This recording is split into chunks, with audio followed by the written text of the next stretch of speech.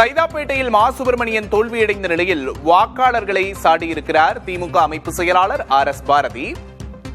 தொகுதிக்கு மா சுப்பிரமணியன் செய்தது போல யாரும் செய்தது கிடையாது என்று பேசியிருக்கிறார். சென்னை காரம்பாக்கத்தில் நடந்த நிகழ்வில் திமுக அமைப்பு செயலாளர் RS பாரதி பேசியுள்ளார். அவர் என்ன பேசினார் என்பதை பார்க்கலாம்.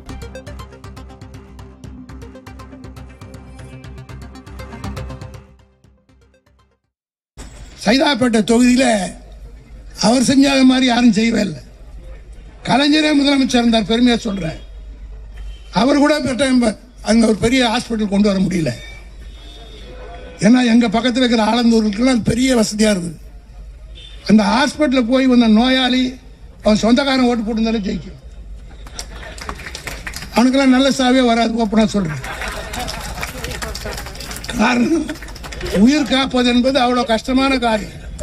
எத்தனை பேர் உயிரை காத்திருப்பார், எத்தனை பேருக்கு உயிர் கொடுத்தா. இங்கே கூட படித்தார், கேன்சர் இன்ஸ்டியூட் கொடுத்தேன், இதுக்கு கொடுத்தேன், இதெல்லாம் இனிமேல் வேணாம், கட்சிக்காரனுக்கு கொடுங்க, அது போதும்.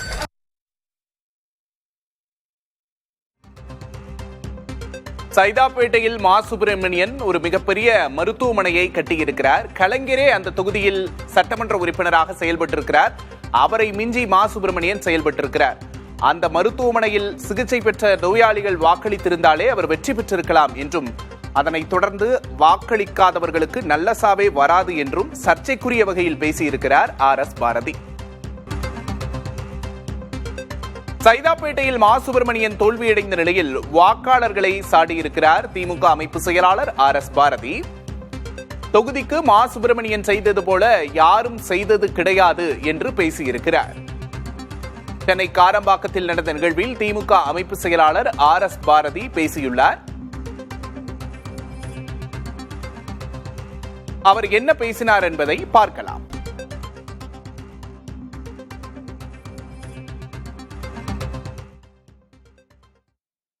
சைதாப்பேட்டை தொகுதியில் அவர் செஞ்சாத மாதிரி யாரும் செய்யவே இல்லை. கலைஞரே முதலமைச்சர் இருந்தார், பெருமையாக சொல்கிறேன். அவர் கூட அங்கே ஒரு பெரிய ஹாஸ்பிட்டல் கொண்டு வர முடியல. ஏன்னா எங்கள் பக்கத்தில் இருக்கிற ஆலந்தூருக்குலாம் பெரிய வசதியாக இருக்குது. அந்த ஹாஸ்பிட்டலில் போய் வந்த நோயாளி அவன் சொந்தக்காரன் ஓட்டு போட்டுருந்தாலும் ஜெயிக்கும். அவனுக்கெல்லாம் நல்ல சாவே வராது, ஓப்பனாக சொல்கிறேன். காரணம், உயிர் காப்பது என்பது அவ்வளோ கஷ்டமான காரியம். எத்தனை பேர் உயிரை காத்திருப்பார், எத்தனை பேருக்கு உயிர் கொடுத்தா. இங்கே கூட படித்தார், கேன்சர் இன்ஸ்டியூட் கொடுத்தேன், இதுக்கு கொடுத்தேன், இதெல்லாம் இனிமேல் வேணாம், கட்சிக்காரனுக்கு கொடுங்க, அது போதும்.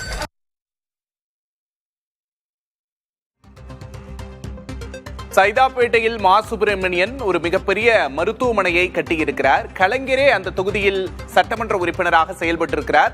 அவரை மிஞ்சி மா சுப்பிரமணியன் செயல்பட்டிருக்கிறார். அந்த மருத்துவமனையில் சிகிச்சை பெற்ற நோயாளிகள் வாக்களித்திருந்தாலே அவர் வெற்றி பெற்றிருக்கலாம் என்றும், அதனைத் தொடர்ந்து வாக்களிக்காதவர்களுக்கு நல்ல சாவே வராது என்றும் சர்ச்சைக்குரிய வகையில் பேசியிருக்கிறார் RS பாரதி.